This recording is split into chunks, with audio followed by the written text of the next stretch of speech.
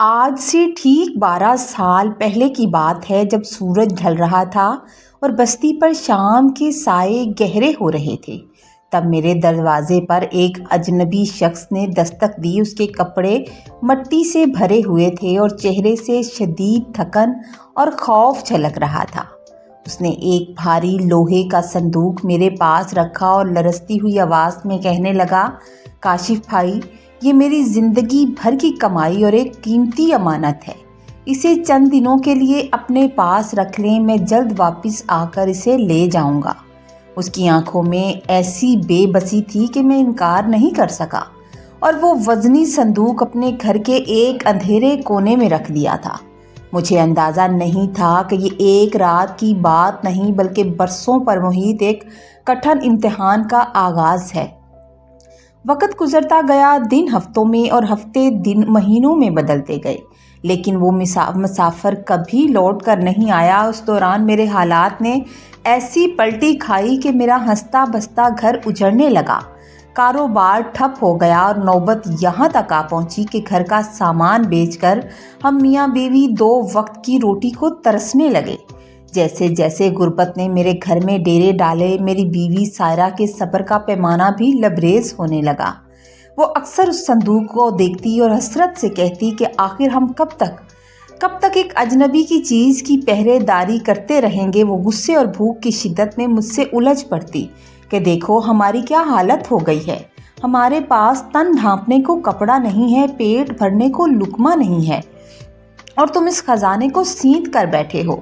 اس کا کہنا تھا کہ شاید اب مسافر وہ زندہ نہ رہا ہو یا کوئی ڈاکو ہو جو لوٹ کا مال یہاں چھوڑ گیا ہو، تو پھر ہم اسے استعمال کیوں نہیں کر سکتے۔ غربت واقعی انسان کے ایمان کو ہلا دیتی ہے۔ جب میں سائرہ کی پیلی پڑتی رنگت اور دھنستی ہوئی آنکھیں دیکھتا تو میرا دل بھی خون کے آنسو روتا۔ مجھے لگتا جیسے وہ میری آنکھوں کے سامنے دم توڑ رہی ہے، لیکن میرے کانوں میں ہمیشہ اپنے بزرگوں کی وہ نصیحت گونجتی کہ بیٹا، جان چلی جائے لیکن امانت میں خیانت نہ کرنا۔ اور یہی وہ کشمکش تھی جو مجھے اندر ہی اندر ختم کر رہی تھی۔ ایک طوفانی رات جب بارش باہر شور مچا رہی تھی اور گھر کے اندر ہماری بھوک کا طوفان برپا تھا، سائرہ نے آخری بار انتہائی نحیف آواز میں مجھ سے التجا کی، خدا کے لیے اس تالے کو توڑ دو، شاید اس میں ہماری نجات چھپی ہو۔ کیا تم مجھے اپنی آنکھوں کے سامنے مرتا دیکھنا چاہتے ہو؟ اس کی باتوں نے میری غیرت اور محبت کو للکارا تھا۔ میں کانپتے قدموں سے اس زنگ آلود صندوق کے پاس گیا تھا اور تالے کو چھوا تھا۔ وہ تالا مجھے جہنم کے انگارے کی طرح گرم محسوس ہوا، جیسے وہ مجھے چیلنج کر رہا ہو کہ اگر آج میں نے اسے توڑ دیا تو میں کبھی خود کو معاف نہیں کر پاؤں گا۔ میرا ضمیر اور میری بھوک کے درمیان ایک جنگ چھڑ گئی۔ ایک طرف سائرہ کی سسکیاں تھیں اور دوسری طرف میرا ایمان تھا۔ میں نے آخری لمحے میں ہمت جمع کی اور پیچھے ہٹ گیا۔ میں نے روتے ہوئے سائرہ سے کہا تھا، میں چور کہلا کر مرنا نہیں چاہتا، چاہے یہ ہماری آخری رات ہی کیوں نہ ہو۔ ہم دونوں اس بے بسی کے عالم میں فرش پر گر گئے، اور تبھی اچانک دروازے پر ایک زوردار دستک ہوئی تھی جس نے خاموشی کا سینہ چیر دیا تھا۔ دروازے پر ہونے والی وہ دستک اتنی پراسرار اور اچانک تھی کہ ہم دونوں کے دل سینے سے باہر آنے لگے۔ سائرہ جو ابھی تک بھوک اور نکاہت سے نڈھال تھی، خوف کے مارے دیوار سے لگ گئی اور دبی آواز میں کہنے لگی، کاشف، دروازہ مت کھولنا، اس طوفانی رات میں کوئی بھلا آدمی ہمارے گھر نہیں آ سکتا۔ کہیں یہ وہ ڈاکو تو نہیں جو اپنی امانت لینے آیا ہے اور ہمیں زندہ نہیں چھوڑے گا۔ میرے ذہن میں بھی کئی وسوسے جنم لے رہے تھے۔ 12 سال کا طویل عرصہ گزر چکا تھا اور اس ویرانے میں کسی کا آنا کسی معجزے یا کسی بڑی آفت سے کم نہیں تھا۔ میں نے اپنی ہمت مجتمع کی اور کانپتی ہوئی آواز میں پوچھا، باہر کون ہے؟ لیکن جواب میں صرف تیز ہوا کی سائیں سنائی دی۔ جب میں مایوس ہو کر واپس مڑنے لگا تو دوبارہ دستک ہوئی، مگر اس بار وہ پہلے سے زیادہ کمزور اور درد بھری تھی، جیسے باہر کھڑا شخص اپنی آخری سانسیں لے رہا ہو۔ میں نے سائرہ کے منع کرنے کے باوجود قدم بڑھائے اور جیسے ہی پرانے لکڑی کے دروازے کی زنجیر کھولی، تیز ہوا کے جھونکے کے ساتھ بارش کی بوندیں میرے چہرے پر آ پڑی تھی۔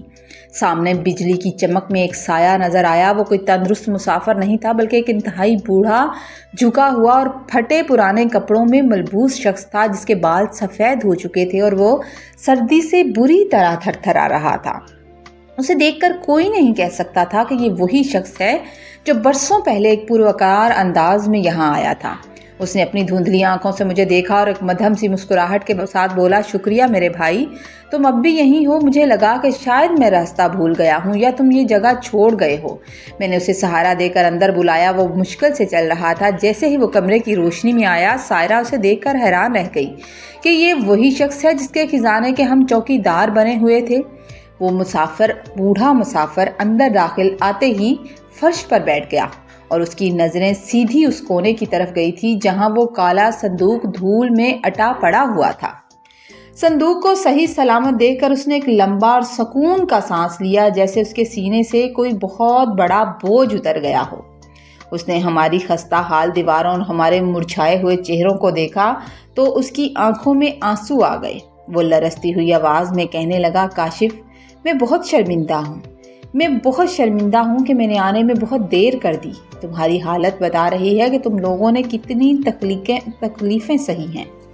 तुम फाकों से गुजरे हो लेकिन मेरी अमानत पर आंच नहीं आने दी। उसने अपनी कमीज़ की जेब से एक पुरानी और जंग आलूद चाबी निकाली और मेरी तरफ बढ़ाते हुए कहने लगा, ये लो, ये तुम्हारे सब्र का सिला है। उसे खोलो और देखो कि इस 12 साला इम्तिहान के पीछे क्या राज छुपा था।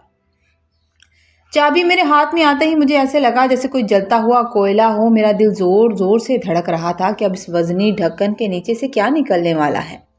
मैं आगे बढ़ा और मैंने लरसते हुए हाथों से वो चाबी संदूक के ताले में डाली। जैसे ही मैंने उसे घुमाया, एक कड़क की आवाज़ आई और जो इस खामोश कमरे में किसी धमाके की तरह गूंजी थी। सायरा भी सांस रोके मेरे करीब आ गई थी। उसकी आंखों में उम्मीद और खौफ का मिला जुला तासर था। मैंने हिम्मत जमा की और संदूक का भारी ढक्कन ऊपर उठाया। जैसे ही वो खुला, अंदर से सोने की ईंटों की ऐसी तेज जर्द चमक निकली कि कमरा रोशन हो गया। वहाँ खालिस सोने की दर्जनों ईंटें और हीरे जवाहरात से जुड़ी एक कदीम तलवार रखी थी, जिसके दस्ते में लगा कीमती पत्थर लालटेन की रोशनी में जगमगा रहा था। सायरा की चीख निकल गई और वो दीवाना वार उन ईंटों को छूने लगी। उसे यकीन नहीं आ रहा था कि हमारी बरसों की गुर्बत एक लम्हे में ख़त्म हो गई, मगर मेरा ध्यान उस दौलत से ज़्यादा उस बूढ़े शख्स की तरफ था जो अब ज़ारो कतार रो रहा था और मुझसे कह रहा था, बेटा मुझे माफ़ कर देना, मैं कोई अजनबी नहीं हूँ। मैं तुम्हारे वालिद का कदीम और वफादार मुंशी जलाल हूँ।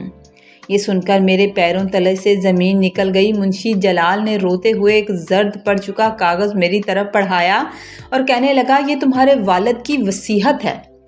मैंने कांपते हाथों से वो ख़त पढ़ा जिसमें मेरे मरहूम वालिद की तहरीर थी। मैं अपने वालिद की तहरीर को पहचान सकता था। उसमें लिखा था, मेरे प्यारे बेटे, मैं जानता हूँ कि मुफ्त की दौलत इंसान को अयाश और नकम्मा बना देती है। मैंने अपनी सारी जायदाद बेचकर ये सोना ख़रीदा और अपने वफ़ादार मुंशी को हुक्म दिया कि वो उसे तुम्हारे पास बतौर अमानत रखवा दे और गायब हो जाए। मैं चाहता था कि तुम गुर्बत की भट्टी में तपकर कुंदन बनो और अमानत की हिफाजत करना सीखो। अगर तुम 12 साल तक इसे ना खोलते तो ये सब तुम्हारा था, लेकिन अगर तुम खयानत करते तो मेरा मुंशी तुम्हें उसी वक्त गिरफ्तार करवा देता, क्योंकि तुम तो मेरे वारिस कहलाने के लायक नहीं होते। खत पढ़कर मेरी आंखों से आंसू उस कागज़ पर गिरने लगे। मुझे समझ आया कि मेरे वालिद ने मुझे सिर्फ दौलत नहीं बल्कि एक मजबूत किरदार अता किया है। मुंशी जलाल ने बताया कि वो इन 12 सालों में भेस बदल कर हमारे ही मोहल्ले में फ़कीर बनकर रहा और साये की तरह उसने हम पर नज़र रखी थी।